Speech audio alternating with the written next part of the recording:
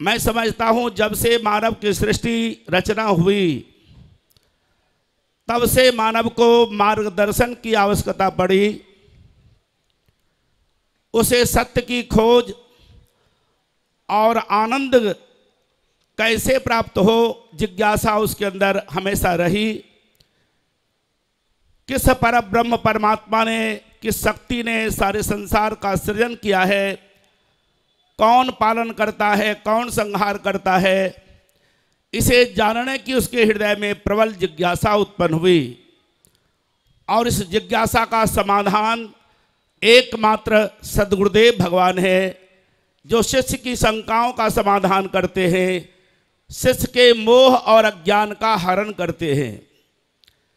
जहाँ भी गुरु की स्तुति की गई, वंदना की गई, वहाँ हमेशा ये कहा गया है, स्तुति के अंदर, वंदना के अंदर, गुरु महाराज जी मोह और अज्ञान का हरण करने वाले हैं।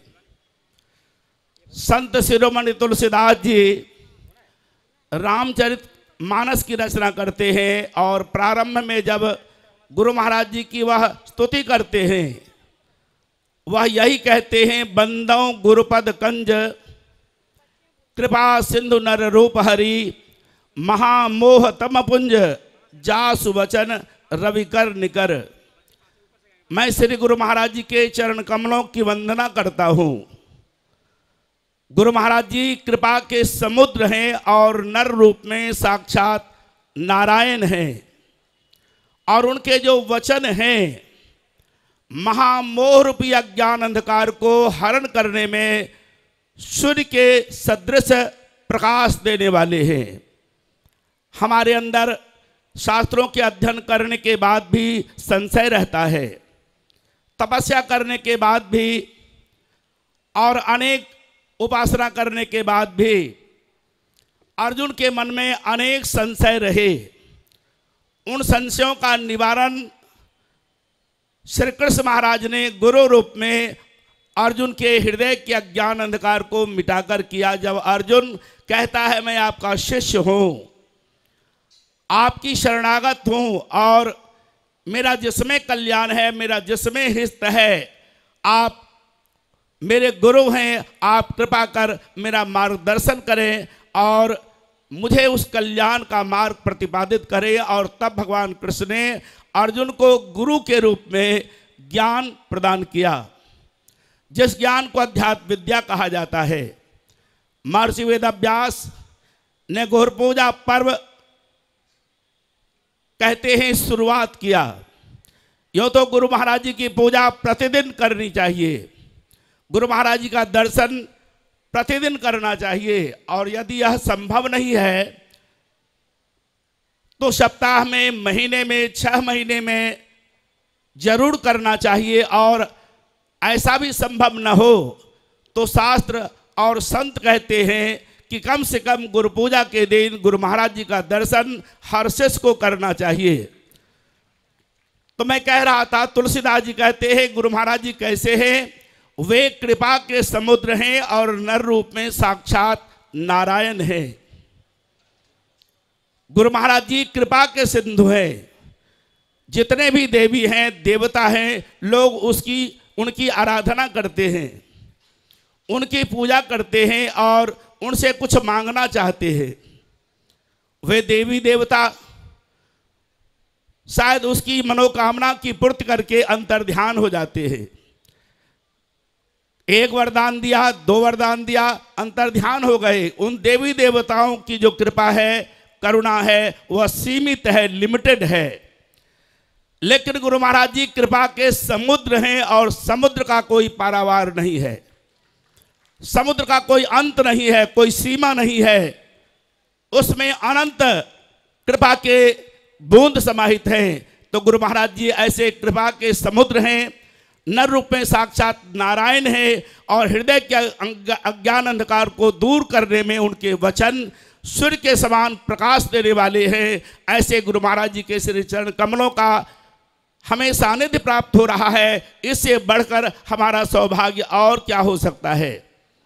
भाइयों बहनों, कबीर महात्मा कहते हैं सात समुद्र की मसी करूं, लेखन सब बन राय, सब धरती कागज करूं, गुरुगुण लिखा न जाए।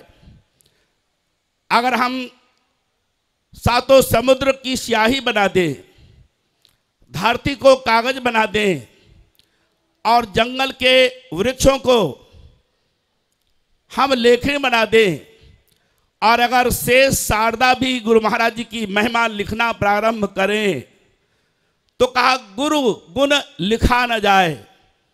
गुरु महाराज जी के गुणों का कोई अंत नहीं है, और इसीलिए वेदों में नेति नेति नेति कह करके कहा गया है। गुरु महाराज जी की कृपा का अंत नहीं है, उनके गुणों का अंत नहीं है, वे अनंत गुणों के सागर हैं।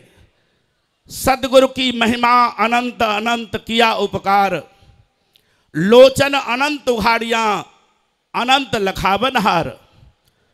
गुरु महाराज जी के लिए क्या कहा? सदगुरु की महिमा अनंत। सदगुरु की महिमा का कोई अंत नहीं है, इसीलिए कहा सदगुरु की महिमा अनंत।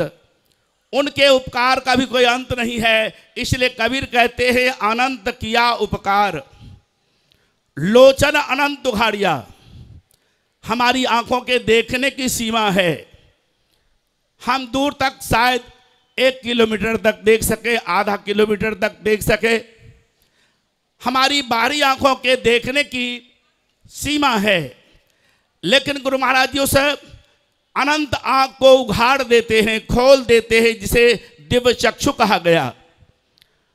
और जो अनंत परमात्मा है, जिस परमात्मा का कोई अंत नहीं है, उस परमात्मा का हम दिग्दर्शन करते हैं। जो गुरु महाराज जी हमें अनंत, जो दिव्य नेत्र का कोई अंत नहीं है, उस नेत्र को उघाड़ देते हैं, जिसके द्वारा हम अनंत परमात्मा का दर्शन भी करते हैं।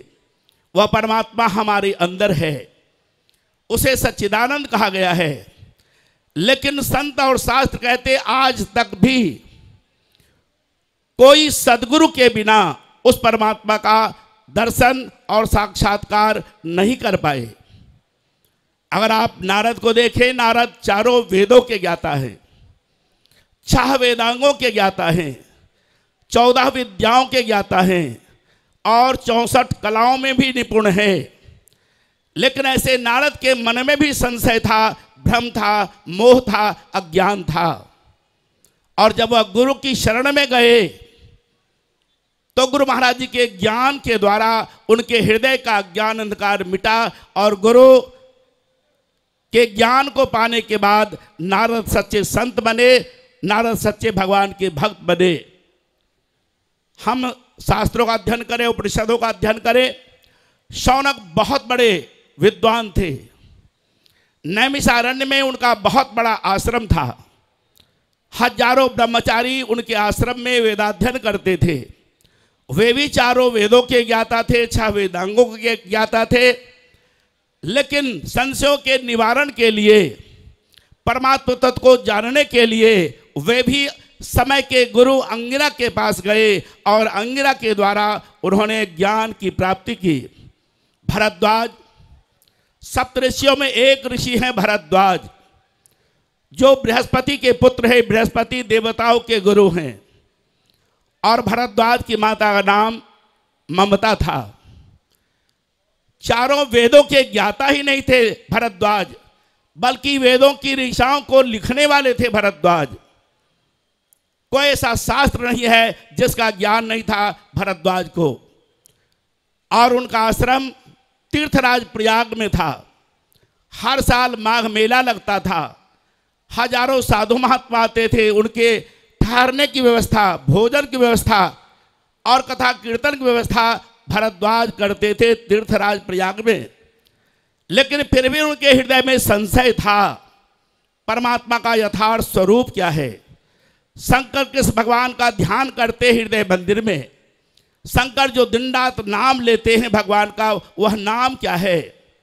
एक बार जब भरद्वाज के आश्रम में मिथिला से एक संत आए, एक ऋषि आए, जिनका नाम था याज्ञवल्क्य। जब उनके प्रवचन हुए, उनके प्रवचनों को सुनने के बाद उन्हें यह विश्वास हो गया, यह सिर्फ विद्वान ही नहीं है याज्ञवल्क्य, या अध्यात्म तत्व के ज्ञाता हैं।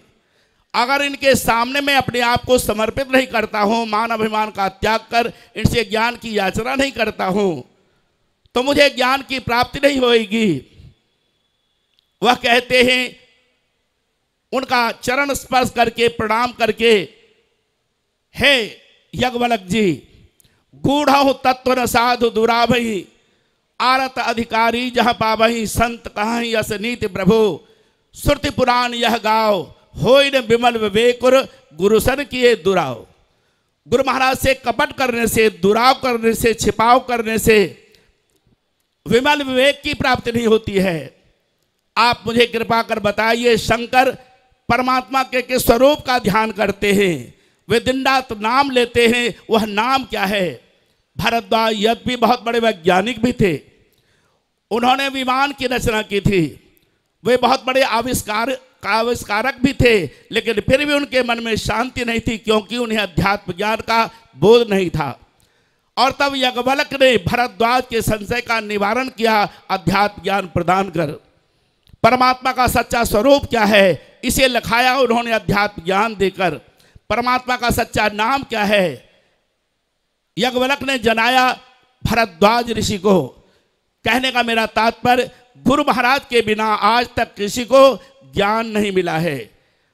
आज हमारे ऊपर गुरु महाराज जी की परम कृपा है। गुरु महाराज जी की महिमा गाते हुए शंकर कहते हैं स्कंद महापुराण के अंदर, उसमें महेश्वर उमा संवाद है, जिसे गुरु गीता स्त्रोत के रूप में हम आप सब जानते हैं। उसमें शंकर कहते हैं, शंकर की वाणी है पार्वती के प्रति, क्या कहते हैं? गुरुड़ ब्रह्मा गुरुड़ विष्णु गुरुर्देव महेश्वर, गुरुड़ साक्षात परब्रह्म तस्मै श्री गुरुवे नमः। गुरु महाराज जी ब्रह्मा हैं। ब्रह्मा कैसे हैं? एक शरीर का जन्म माता पिता के द्वारा हुआ और वह शरीर नाशवान है। गुरु महाराज जी हमें अध्यात्म ज्ञान देकर हमें द्विज बनाते हैं, आत्मा में जन्म देते हैं, आत्मज्ञान देते हैं, इसलिए वह ब्रह्मा है। भगवान विष्णु का कार्य है पालन करना, सारे संसार की पालना करते भगवान विष्णु। लेकिन गुरु महाराज जी कैसे विष्णु भगवान हैं? शिष्य को ज्ञान देने के बाद वह उसे यूं ही नहीं छोड़ देते। गुरु महाराज जी उन्हें दर्शन देकर उसका पोषण करते हैं, सत्संग देकर, प्रवचन देकर उसका पालन और पोषण करते, उसके आध्यात्मिक विकास के लिए दिन रात प्रयत्नशील रहते हैं। और इसीलिए देश देशांतर में गुरु महाराज जी हम सबको उपदेश देने के बाद भी जगह जगह सत्संग, प्रवचन और दर्शनों को देने के लिए शिष्यों के बीच में जाते हैं। ये विष्णु भगवान का काम है, पोषण करना, शिष्यों की परिपालना करना, ये गुरु महाराज जी का काम है और ये विष्णु का काम है। शंकर संहार करते हैं।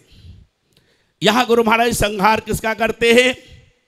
गुरु महाराज जी ज्ञान खड़क देकर हमारा जो जन्म जन्मांतर का प्रबल शत्रु है, काम, क्रोध, लोभ, मोह, अहंकार, हम सब का जो परम वैरी है जन्म जन्मांतर का, वह यही पांचों वैरी हैं। ज्ञान खड़क देकर गुरु महाराज जी उसका संहार करते हैं, इसलिए गुरु महाराज जी शंकर हैं। और जिसके अंदर ये तीनों शक्तियां विद्यमान है उन्हें परब्रह्म कहा गया।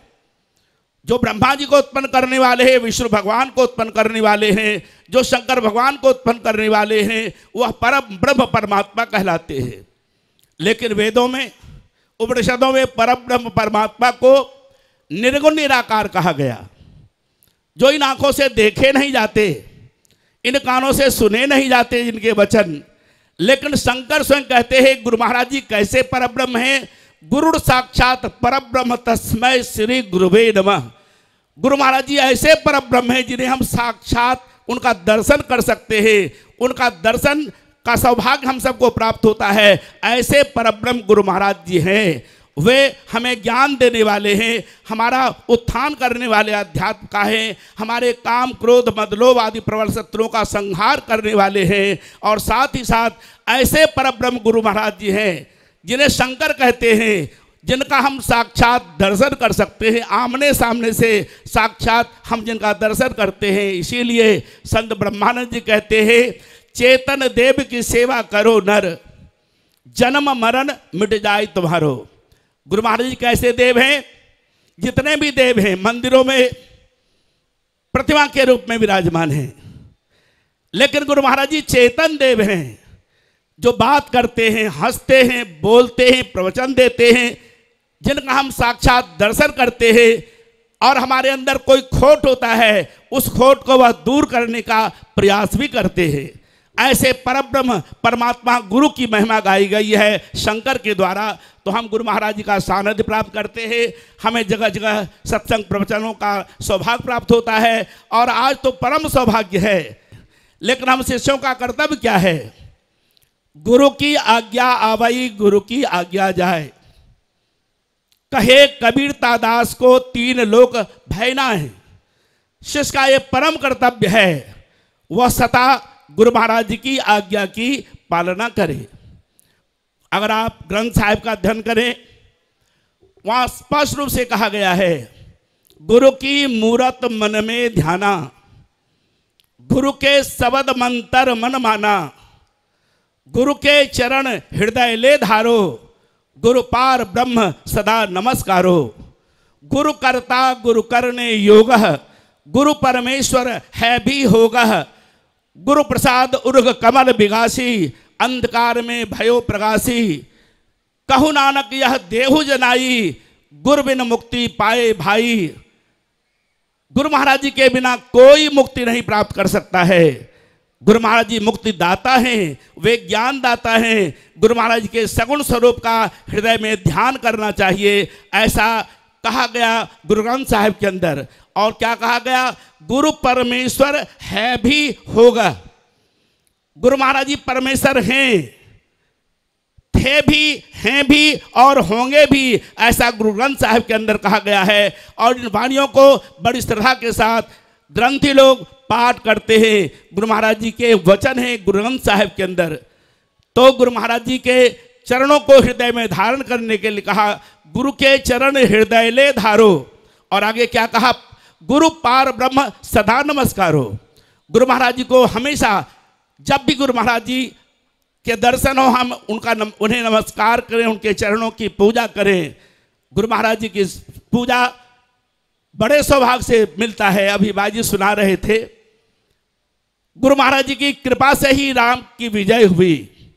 जब अयोध्या पधारे भगवान राम, माताओं ने कहा, वत्स तुम्हारे तो हाथ बहुत कोमल हैं, और रावण बड़ा दुर्धर्ष वीर था, भला तुमने उसका वध कैसे किया? तो कहते हैं भगवान राम अपनी मां से, गुरु वशिष्ठ कुल पूज्य हमारे, तिनकी कृपा दनुज रन मारे। हे मां, जो हमारे गुरु महाराज जी हैं वे हमारे सारे कुल के पूज्य हैं, और उनकी कृपा से ही मैंने रावण का ही नहीं सभी निशाचरों का वध किया। भगवान राम को मांगकर विश्वामित्र जी ले गए। राम दोनों भाई विश्वामित्र के यज्ञ को संभालने के लिए, संपन्न करने के लिए गए। वहां ताड़का थी, वहां सुबाहु था, वहां मारीच नामक राक्षस था। ये सभी यज्ञ को विध्वंस कर देते थे। यद्यपि विश्वामित्र अपने मंत्र बल से उन राक्षसों का वध कर देते, लेकिन फिर भी तो यज्ञ भंग हो जाता। इसलिए उन राक्षसों का संहार भी हो जाए और गुरु जी के यज्ञ सफल भी हो जाए। राम लक्ष्मण गुरु महाराज के साथ गए, चाहे वह यहाँ से अयोध्या से चले और जहाँ ताड़का रहती थी और जहाँ गुरु महाराज के आश्रम थे सिद्धाश्रम में गंगा के तट पर, चाहे जितना दूर है गुरु महाराज जी चलते थे। तो गुरु महाराज जी के ओढ़ने बिछाने के लिए चाहे मृगचर्म होता होगा, चाहे बिछाने का सामान होता होगा, खाने पीने का सामान होता, उसे उठाते कौन होते, ढोते कौन होंगे? राम और लक्ष्मण ही उसे उठाकर लेकर चलते थे। और जहां रात में शयन करते थे गुरु जी, रात में जब सोने का समय होता तो वहां जिस पेड़ के नीचे डेरा डालना है वहाँ पेड़ के नीचे सफाई कौन करते होंगे, झाड़ू बुहारू कौन करते होंगे? राम लक्ष्मण जो भगवान थे वे सेवा करते हैं। गुरु महाराज जी कहाँ सहन करेंगे? यहाँ कचरा ना हो, यहाँ झाड़ू बुहारू करना है। और दोनों भाई फिर मृगचरण बिछाते थे और गुरु महाराज जी सहन करते थे। रामायण में साफ लिखा हुआ है, राम और लक्ष्मण जिन्हें हम भगवान का अवतार कहते हैं, वे गुरु विश्वामित्र के रात में चरण दबाते थे। दोनों भाई किनके चरण दबाते थे? कौन दबाते थे?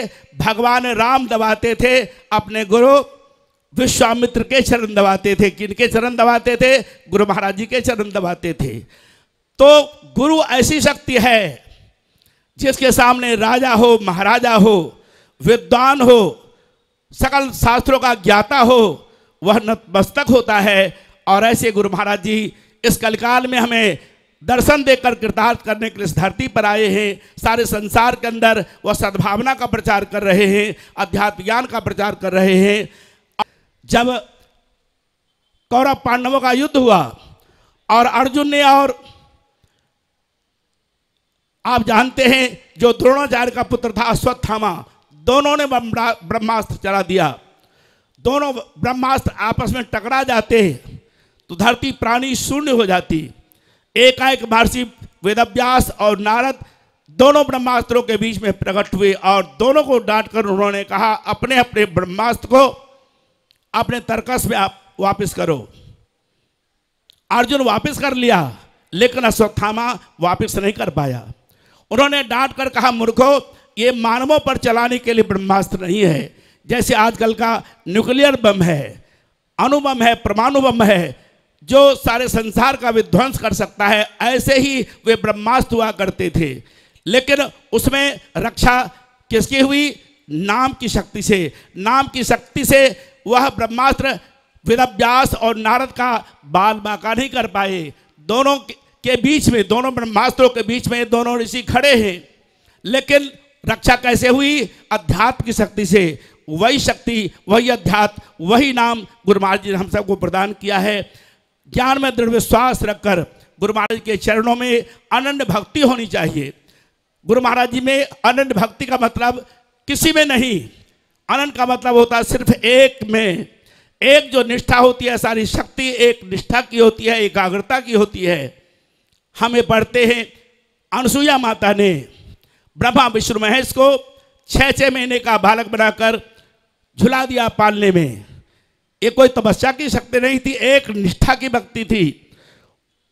वह कहती है अनसुईया, अगर मैंने स्वप्न में भी अपने पति के सिवा पर पुरुष का चिंतन नहीं किया है, तो ये तीनों जो देव हैं, ब्रह्मा विष्णु महेश, ये 6 महीने के बालक बन जाएं। ये किसकी शक्ति है? एक निष्ठा की भक्ति है। हमारी निष्ठा डगमगानी नहीं चाहिए। गुरु महाराज जी के दर में अनेक तरह की शक्तियां हैं, लेकिन हमें अपनी निष्ठा को गुरु महाराज जी के चरणों में दृढ़ रखना चाहिए। संकट भी आता है, आपदा भी आती है, विपत्ति भी आती है, लेकिन गुरु समर्थ सिर पर खड़े, कहा कमी तो ही दास, और रिद्ध सिद्ध सेवा करे, मुक्त न छोड़े साथ। हम सब के ऊपर गुरु महाराज जी का वरद हस्त है। हम गुरु महाराज जी की कृपा को कभी भूले नहीं। जो ज्ञान दिया है गुरु महाराज जी ने, ब्रह्मानंद जी कहते, कौन करूं गुरुदेव की भेंट, न वस्तु दिखे तिहु लोकन में, ब्रह्मानंद समान न होई कभी, धनमानिक लाख करोड़ दिया, ऐसी करी गुरुदेव दया, मेरा मोह का बंधन तोड़ दिया। गुरु महाराज जी ने हमें जो ज्ञान दिया है, उस ज्ञान से कोई उर्रीन नहीं हो सकता। चाहे संसार का सभी मणि मानक अर्पण कर दिया जाए गुरु महाराज के चरणों में, फिर भी गुरु महाराज जी का जो ऋण है हमारे ऊपर हमेशा बना रहेगा। एक शब्द गुरुदेव का ताका अनंत विचार, थाके मुनियन पंडिता वेद न पावे पार, जय खोजत ब्रह्मा थके, सुर नर मुनिगण जो सोय, सुर नर मुनिगण देव, कह कबीर सुन साधवा, कर सदगुरु की सेव। जिसे ढूंढते हुए ब्रह्मा विष्णु महेश थक गए, वह सिर्फ गुरु महाराज जी की कृपा से जाना जाता है। जो गुरु महाराज की सेवा करता है वही गुरु महाराज की कृपा से अपने अंतर जगत में अंधकार को मिटाकर परमात्मा की ज्योति का दर्शन करता है, नाम की अनुभूति करता है। गुरु महाराज जी छठे चक्र पर है। 7 चक्र है हमारे अंदर, मूलाधार चक्र, स्वादिष्ठान चक्र, मणिपूरन चक्र, अनाहत चक्र, विशुद्ध चक्र और आज्ञा चक्र, और सप्तम चक्र है सहस्त्रार, जिसे सहस्र दल कमल कहते हैं। गुरु महाराज जी का स्थान कहाँ है? ये जो आज्ञा चक्र है उस जगह गुरु महाराज जी अंतर जगत में भी बैठे हैं। वे हमारी सुरती को, बहिर्मुखी जो हमारी सुरती है उसे ऊपर खींचकर ऊपर ले जाते हैं, त्रिकुटी के मध्य में भी लाते हैं जहां उनका निवास है, और वहां से ऊपर भी हमें पहुंचाते हैं। जब वो चाहे हमारी सुरती को अंतर जगत में ला सकते हैं, और जब चाहें अगर हमारे अंदर डगमगाहट आती है, हमारी सुरती बिखर जाती है। हम नाम में मन लगाने का अभ्यास करते हैं। आप हम सब के पास मोबाइल फ़ोन है। मोबाइल फ़ोन में जो आप जिस व्यक्ति से बात करना चाहते हैं, आप सही नंबर डायल कर रहे हैं, लेकिन कई बार नंबर डायल कर रहे हैं, लेकिन एक आवाज़ आती है संपर्क से दूर है। जिनसे आप बात करना चाहते हैं संपर्क से दूर है। नंबर तो सही डायल कर रहे हैं, मोबाइल आपका चार्ज है, उसकी बैटरी चार्ज है, लेकिन एक ध्वनि आती रहती है, एक आवाज़ आती रहती है। जिनसे आप मिलना चाहते हैं, जिनका आपने नंबर मिलाया है, उससे आप संपर्क से दूर हैं। उसी तरह नाम हमें सच्चा मिला हुआ है, साधना भी हम कर रहे हैं, लेकिन कई बार हमारा संपर्क परमात्मा से नहीं हो पाता, नाम से नहीं हो पाता, ज्योत से नहीं होता। ऐसे समय में गुरु महाराज जी हमारी सुरती को शब्द के साथ जोड़ते हैं, संपर्क कराते हैं, नाम के साथ संपर्क कराते हैं, प्रकाश के साथ संपर्क कराते हैं, और वह हमें मुक्ति प्रदान करते हैं। ऐसे गुरु महाराज जी के चरण कमलों में दंडवत प्रणाम करते हुए मैं वाणी को विश्राम देता हूँ और